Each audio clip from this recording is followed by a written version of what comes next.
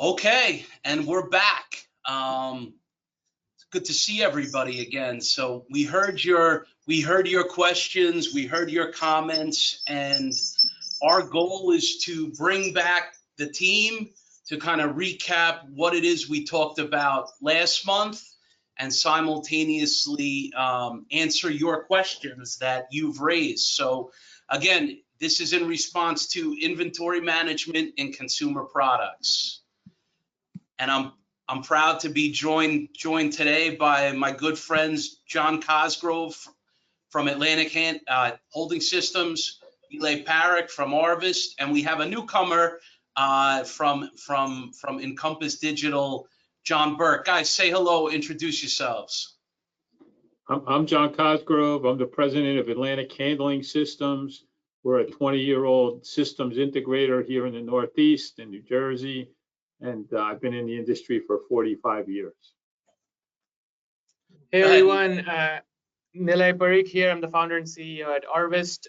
We are an AI platform for warehousing technology focused on quality control and compliance in warehouses and distribution centers using existing infrastructure, headquartered out of Chicago.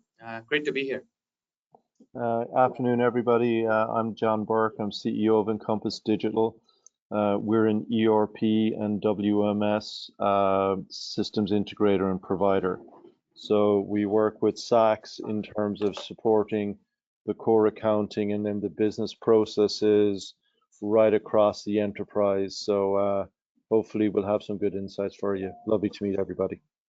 Yeah, that's great. That's great, John, and that's a perfect segue because a lot of the questions, a lot of the conversation is always around a lot of these items individually, but on a much more global level, people want to know how these things interact with one another, and that's why I figured, if we bring John in today, it kind of brings that missing piece maybe to what we were missing in the first part that hopefully will tie the whole thing together. So our goal really in our recap today is to talk about the following things, and Alex, you could change that. So first, we're going to go back to Nilay and focus on AI. Then we're going to go to John C. and focusing on equipment capabilities and automation. And then we're going to come back to John B. on the ERP WMS. So ERP being accounting platform, WMS meaning warehouse management and inventory systems. So we're going to touch on opportunities for implementation for small businesses, medium-sized businesses, and large-sized businesses.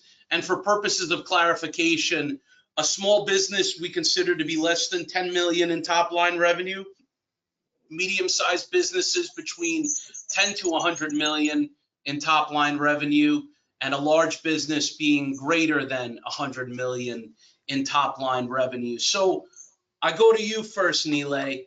A lot of times people just don't know how to get started, where to get started. Kind of take me through the thought process, right? And as we go through this, I want to think of a blank canvas and how you would do that. Absolutely, yeah. So just to give a little bit of a background, right, how Arvest's AI system works, we work by integrating with existing warehouse management systems, existing security cameras. People can use their cell phones and tablets. So what I'm getting to is you're not liable, if you will, for big infrastructure improvements, right? Over here, or addition of expensive sensors or IoT devices or any of the fancy variables, if you will. One of the important things to understand is AI is sort of, and this goes back to the cliche, it's like democratization of technology. AI is leveling the playing field, right? Whether you're a small business, medium business, or a large one. A lot of the technology which only the likes of, let's say, an Amazon or Kuehne+Nagel or DHL would have access to 5 years ago, it is now accessible to even your small neighborhood 3PL.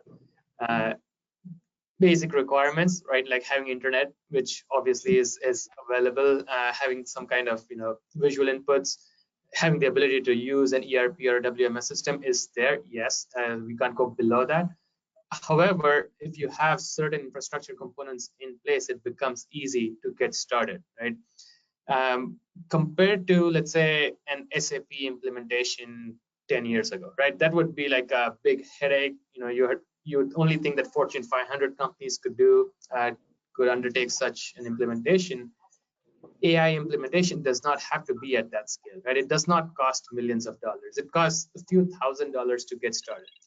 Now, it could be like visual systems or vision-based systems like ours could be a little bit more expensive, but no one's stopping you from starting off, just on large language models, right? Your ChatGPT integrating or creating your own LLM versions to at least smoothen up some of your operational processes internally, whether it's on the finance side, whether it's on procurement side, things like that.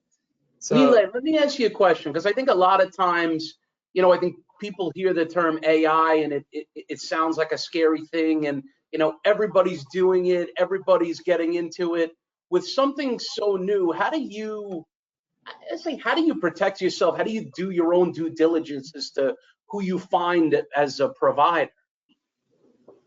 That's a great question, right? This is like going back to like 99 or 2000s, where you're like, hey, everyone needs a website, right? And like, who do you go to build a website out? How do you get your presence online, right?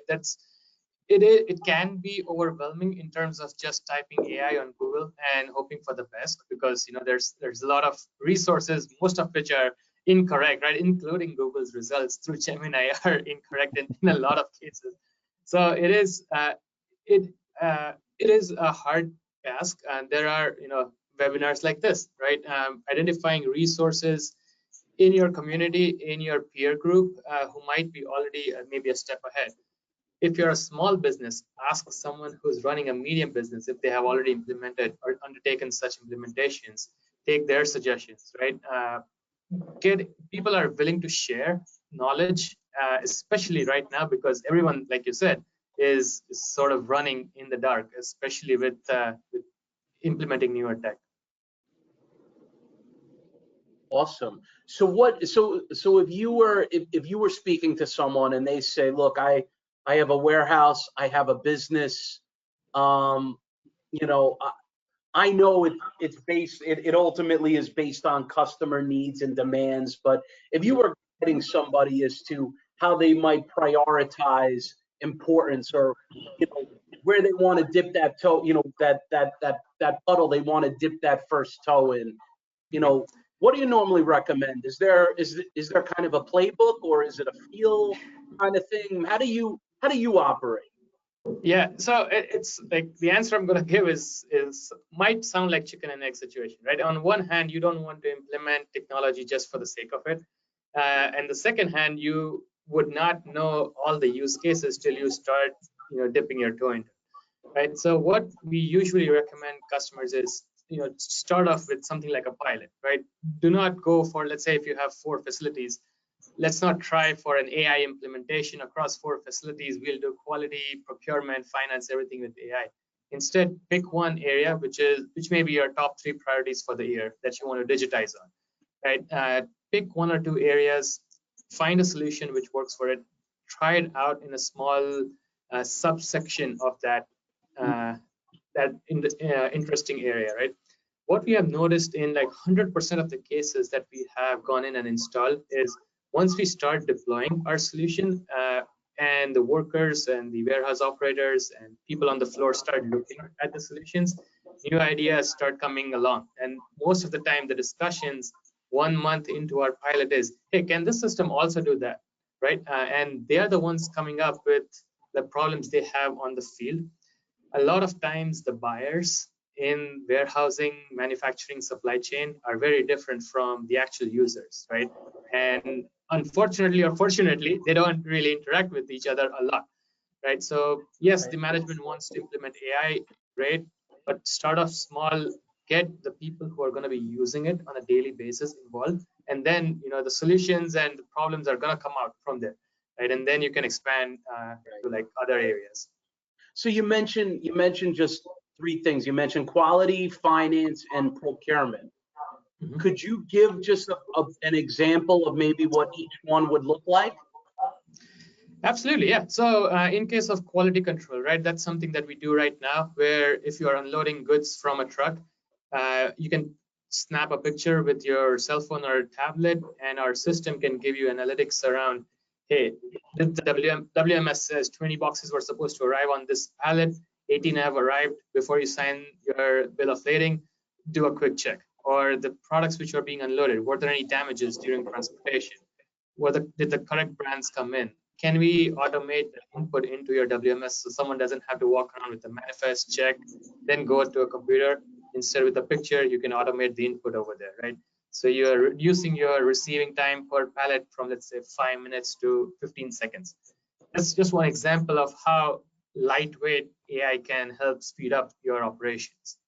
Right? In terms of compliance, you can create rules or regulations, or like even digital cordoning of the warehouse, right? So what an example is, you could go through our system, go into the camera views and mark areas that, hey, no one's supposed to go in this particular area, or this is a customs or a bonded warehouse area, so only store those goods over here. And so without actually going in and changing facility layouts or marking over there, you can do that digitally and set up the system so that you get alerts, for example. In case of a lot of procurement related work, there's a lot of paperwork, right? You're negotiating in a lot of cases. You're sending emails back and forth. Could you use some kind of large language models like ChatGPT, which are more secure than just ChatGPT, to make sure that communication is way more faster between you and your supplier, instead of taking 10 minutes to write an email? If there's already information built out, can it generate emails or chat transcripts quickly and help you over there? So multiple different opportunities, whether it's through large language models or through vision system. So how important is it when somebody's designing these systems, right? Does somebody like John C, we'll start with John C and then we'll go to John B. How important is it that you guys connect, because one obviously plays into the other? So John C, when you're designing a warehouse from the beginning, or even fast forward, because today people may have warehouse design, layouts already in place, and now AI is coming into play. So how does this impact your, kind of your life and your world? Well, it's critical, the architecture that you build. To what happens is, whether it's John, the other John's WMS or ERP, the WMS is feeding information to me right now, and then the AI, what happens here is, it goes through the digital twin, which is like it analyzes the data to make sure that you come up with the correct answer, and then the AI tells you what is the correct answer. So you're constantly analyzing the way you're doing things. And that helps. And when you look at, we talk about small businesses. So a small business under $10 million, years ago, they probably look at it and say, AI or it's not right for me, or a WMS. You have to use these things today because you got to have it on your radar. Because for me, in my many years in this industry, this is one of the fastest things I've ever seen happen. I mean, it's Neil can tell you that, it's just happening very, very rapidly, and AI is really coming into the marketplace. So if you're a small business at 10 million, you want to get to become a medium business, these are the things you're going to have to do, and use that with my automation. And what we do is we'll go in and analyze someone's warehouse, whether it's existing or not. And what we'll do is, if it's existing and we see that there's a need, we'll retool. And then what we do is we build the architecture with our partners like John, if it's a WMS, or Neil, who's providing the AI services. Interesting. So in terms of order of magnitude, is it understanding the technology in place that has to go in first before the design, or does the design happen and then the technology around it? Well, in it's a perfect scenario. Built on the circumstances. If it's a greenfield and out of the ground, we're working simultaneously to try to achieve the goal. If it's an existing brownfield, we're going to go in and retool. We actually have an idea of what they're doing currently, and then we work together to try to change it. So, in a lot of cases, we work hand in hand, and sometimes, they don't want to implement both at the same time because it could be too cumbersome. But we end up doing it in a lot of cases. So. And when you say too cumbersome, is that from a dollars and cents perspective, or is that just there's so much happening I can't mentally operational? It's a huge change. You know, a lot of times, you know, we see it with WMS, a lot of SAP implementation. It's hard, it's rigid. You know, a lot of European companies use it, but on the warehouse side, it isn't easy. So when you're starting that and you put in a new system of mine, you know, automation, it takes getting used to. Also, there's a learning curve. So, you know, you don't want to put your company in a situation where they can't ship orders rapidly. So, you know, or, you know, you want to ease into it. So I recommend a lot of times you do one or the other and then bring the other on. But I don't know, John, what do you think about that? Well, first of all, I get to say it as the resident European that yes, SAP can be very Germanic and very structured, and it makes you follow that process. And then I lean into my Irish side and say it's all about the communication. It's all about the data, right? And the point that was made earlier is that this thing has exploded in its speed. And it's all about data, having your data in one place and having the right data flow through all the elements of the process. So you can be capturing the best thing with AI, but if that data isn't matching up correctly, those are two things that can miss in the evening. And if John sees numbers and metrics aren't flowing correctly with the order and the fulfillment order, it's all going to mix and it's going to become a horrible, horrible mess. So when we look at it, we talk about, you know, it's flawless, flexible fulfillment. And to have flawless, flexible fulfillment, you need to have good data and it needs to connect from end to end. And the comment was there, like, it was absolutely correct. A few years ago, you had to have $10 million for an SAP to implement this. Nowadays, you have other systems out there where there's a much lower entry point and that you can link it together. And now you're able to link your customer to your warehouse, through your 3PL, to your back out to your customer again. So that kind of flawless execution requires that you want to minimize the number of integration points. You want to be simple with the things that you're doing. And if you do simplicity around your data, if you have one view of the data, you try and stay away from the magic spreadsheets, but keep it all in one place and link it up, then you'll be able to scale. So the barriers to entry have gone away in terms of you don't need to do an SAP now. You could do other products. You can do a NetSuite. You can do these things. I'd make the other point that the world has changed all around right now. So we met with somebody the other day and they had a full-time person working on EDI. Right? They had a full-time person working on aspects of the WMS. And the question is, that's not their core business. So what you'll find these cloud products enable you to do now is they do leading practices and best practices. They've figured out what it needs to do. You want to configure what you need for you to do so you maximize the layout of the warehouse. You maximize your KPIs. You use AI in the best way it can be with the best data.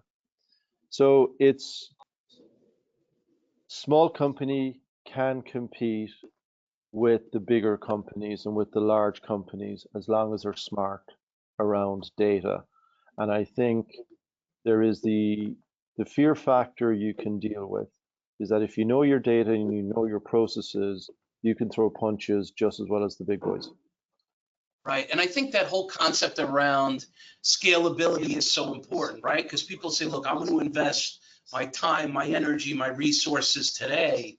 But as I grow, I need to know that my technology is going to grow with me, right? So is it fair to say that even if you dip that toe in the puddle in front of you, that puddle's going to ripple and it's going to expand? Or Are we going to have to start all over again once I hit that next bucket or the next bucket?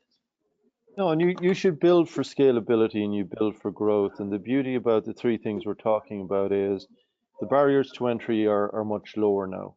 So if you're a small player, we're working with a client right now. They're $3 million, and we're putting in a full WMS, and they can compete at the same scale as a $100 million company. And there's one truth: they have to be able to operate at the speed of business.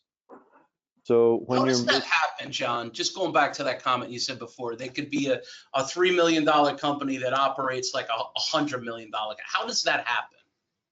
It happens by, as you think about the platforms you're putting in, you need to think about platforms that have scalability built into them from the get-go.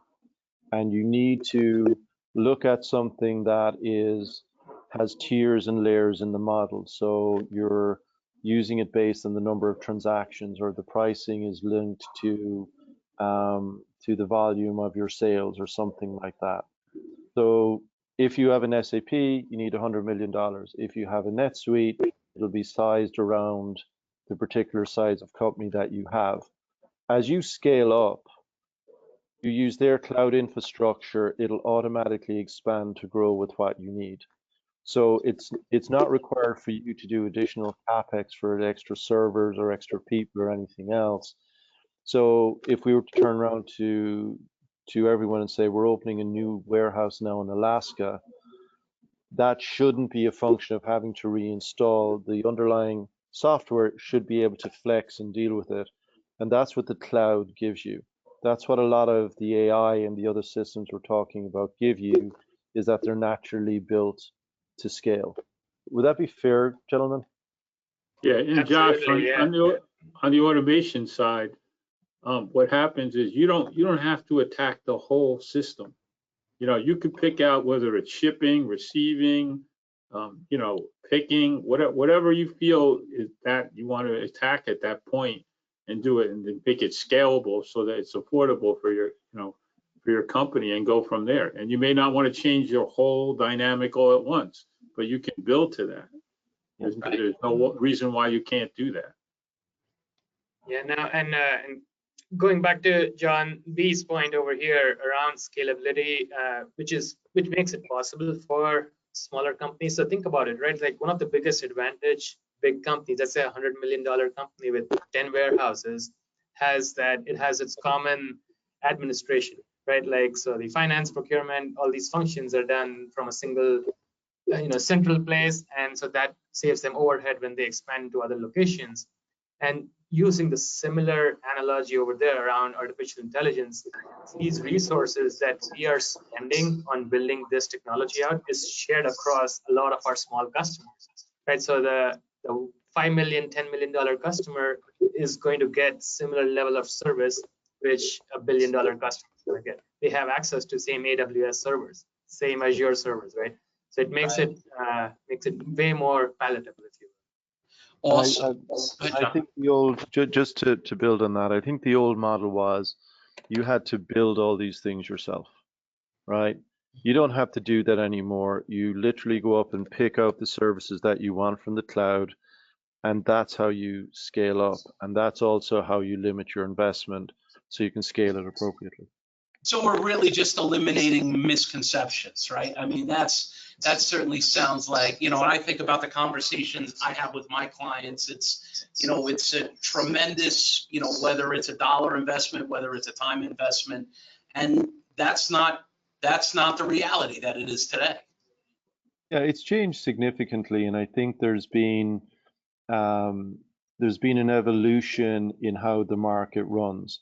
So think of it as you're moving into a new house. You don't want to design the sofa. You don't want to build the sofa yourself. You go down to the store and you buy that, and you can move into the house much more quickly.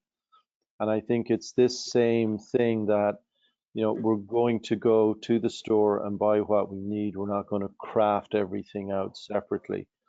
And that reduces your time to entry in the market. It makes your ability to react much, much faster. And one of the nice things about AI and systems like NetSuite, where it's about the data, is you learn so much from the data. The data tells its own story. And if you've that one common set of data, the data will tell you where you're doing well, it'll tell you where you're doing badly, and it'll tell you how far you can leap and stretch and flex. And Right. then that ties back. So the dollars, the value, it's in the data, and it extends right across the value chain. Awesome. And if I can add on to that, I 100% agree with John over here. Like data is what fuels AI, right? So even if you're not planning to start, investing in AI today, that's like 3 years down the line, which is something I wouldn't recommend. But if that's your plan, at least having your data at good integrity levels, having good data practices within your organizations makes tremendous difference, right? You could be a $1 billion company with really bad data practices, and you'll spend way more time and effort getting an AI system set up, because we go into customers all the time, which have like WMSs have 50% of the data is garbage, right? There's nothing we can do about it. We can't. It's not a magic wand, right? it's what the data is going to come out is what the AI is going to tell you. So having good data practices is key to going into any of the projects that all three of us offer.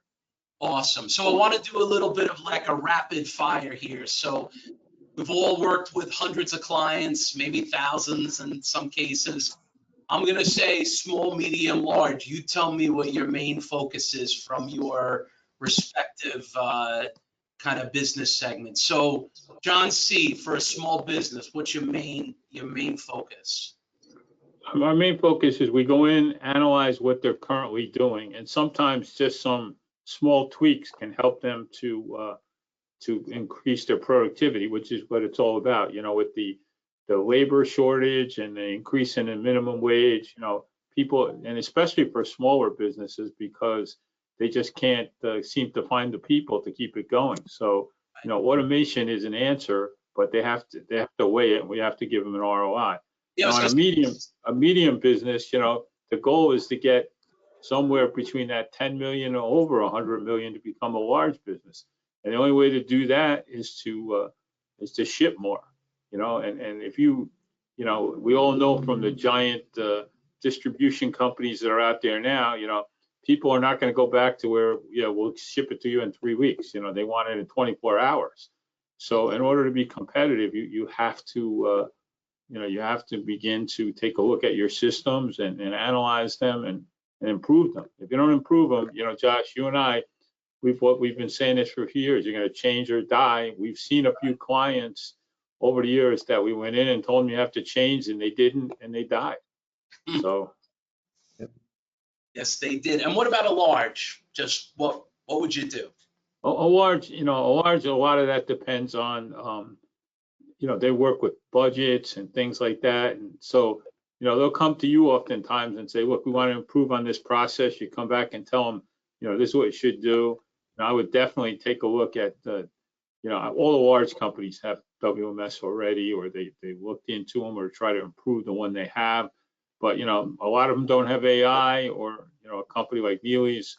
So, that would be the direction, to go in and redesign, retool, and, try to get them to work on, using AI, because it definitely is. It's, it's the wave of the future. You're going to be left behind if you don't do it. And John, how important is still, warehouse layout in this whole thing, right? I mean, I go back to that. If you were inefficient as a $10 million company, you're going to continue to be inefficient as a $100 million company. Is that a fair statement? Right. Of course, yeah, they are. But what it is it's a drain on the cash in the business. When you look at a warehouse, that when we go in, you got to use your cube, use your height. A lot of times we can narrow up aisles, and we can get people to stay in buildings because, there's sticker shock out there in the real estate market. I'm sure you know that, Josh, with your clients. They have a 10-year lease, and all of a sudden they're ready to re-up, and they take a look at the new lease, and they're horrified. So what we need to do is have them do more in less space, and we can do that with a lot of different things we do, as far as using their height. If they're in a high building, we can mezzanine, we can make their fork truck aisles narrower and use a different type of fork truck. Right. And there's all different things like that that we can do to make them more efficient in the same space. You know, John, one of the things that we're doing now is we're using a European model. We're using a lot of these vertical lift modules, and we can go up to 52 foot high. And in Europe, they use it because, you know, labor is expensive there. It's hard to get people to work in warehouses. They get 8 weeks vacation. So, you know, they use this automated system to help them pick. Awesome. John B., I want to go to you, and instead of capabilities, I want to focus on pain points, right? So give me a pain point that a small business faces where new ERP WMS is valuable, let's say for small, medium, and large. So typically what I find is that it's death by 1,000 spreadsheets, and it's death by 1,000 manual steps. It's evolved where the owner has put it all together themselves. You know, late at night they figured out something, and they've kludged together a way of doing things that's just inefficient. Data gets lost, inventory gets lost. I have clients, small clients, who have $3, $5, $6, $7 million businesses, and they lose pieces of equipment or inventory between warehouses. So the pain point is that it's all in the founder or owner's heads, and they're not able to scale it because it's locked inside those people's heads. And the way we deal with that, and that leads to stress and people problems. It leads to an inefficient line and production, and it prevents you from scaling. So the answer to that is to move to a centralized system. And the pain point is they don't want to give up what they've created, but the social contract is they get a better way to do things, and they can concentrate on better pick pay, or better pick, less errors and things like that. As you move into the medium-sized business, what you get are legacy kind of processes. This got us from 10 million to 50 million. It ain't broke, don't fix it. But the problem is it doesn't scale, and the data is getting left behind. So they're out of sync. Things aren't hooking up correctly. You'll find that there's a reliance on Google Sheets.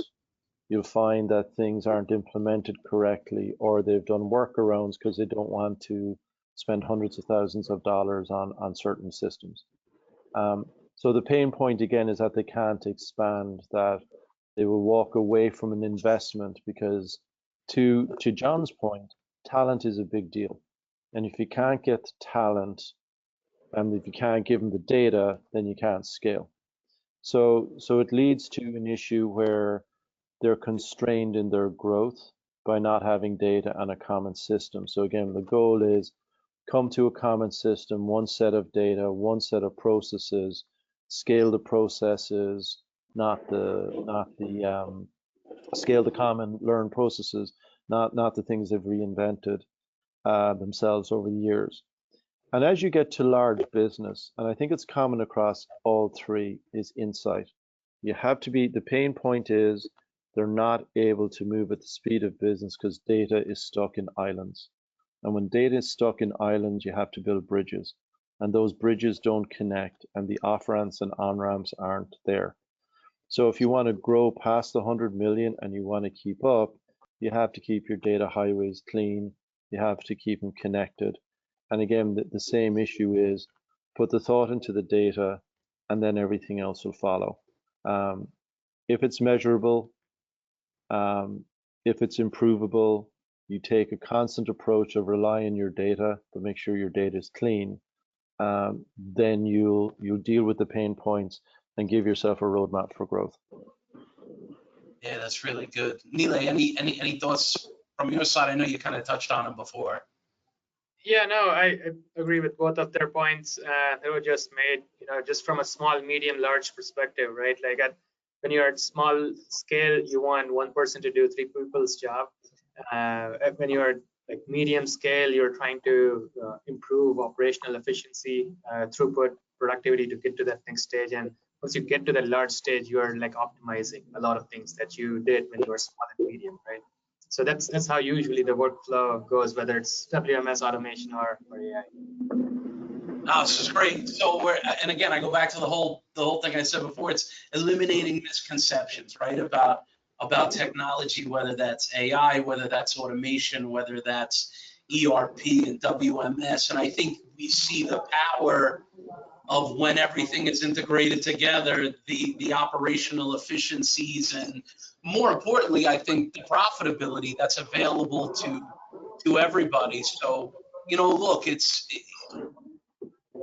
the message to people is always, if you haven't embraced it, you have to, right? There is no more, I'm gonna take a wait and see approach, because your wait and see may very well make you waiting and seeing on the unemployment line or with a bankruptcy attorney. So I think that is, look, I think that's why these resources are out there.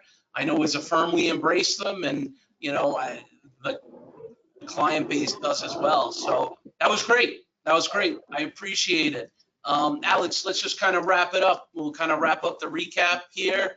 We always do these webinars in honor of our good friend, unfortunately, who passed back in January, but he was the visionary, and we continue on with his legacy.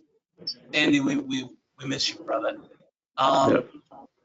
No questions from the audience. We appreciate our fans. And final thoughts, guys. Want me to go first, Josh? I just, Yeah. I think, Go ahead, John. I think what we presented here today was that you have to put it on your radar. You have to take a look at these things, at automating. If you don't have a WMS or an ERP system, you're probably in that under 10 million, but you need to do that to get above that. And AI is here to stay, and it's gonna be a game changer. So I think we all have to take a look at these things to deliver the biggest ROI we can for our customers. Excellent. Go ahead, Nilay. Absolutely, same thought. Get started, right? Do not wait. Just take small steps. You don't need to jump into the ocean, like you said. Jump into the puddle first. John B. So we all have cell phones. We all have smart devices. It's part of our home life. And we embrace the technology, and we change what we do every day in our personal lives. We track our steps, we track our fitness, our diet, all those things. There's AI built into everything that we do in our personal lives. So if we do that, it means we can embrace change in the business environment. And, it favors the bold. As we take this, have confidence in the fact that you can do this, you got it, you can embrace it, and you can be very successful doing it. Yeah, I think that's really well said, and I invite people to be curious, right? You have to learn, you have to try, you have to trust, right? I think that's the most difficult thing of, it's letting go, right? Letting go of control and having to rely on technology to help you and help your business, and surrounding yourself with the right people. These three guys, they make me look good, and I appreciate them for all their time. And we talk about technology. We're going to continue to talk about technology, and this is all leading up to our big conference on November 1st at the American Dream Mall. We look forward to seeing you all there in person. More information to follow, and we'll talk to everybody soon. So thanks again for the recap. All right, guys, take care. Thank you. Thank you very much.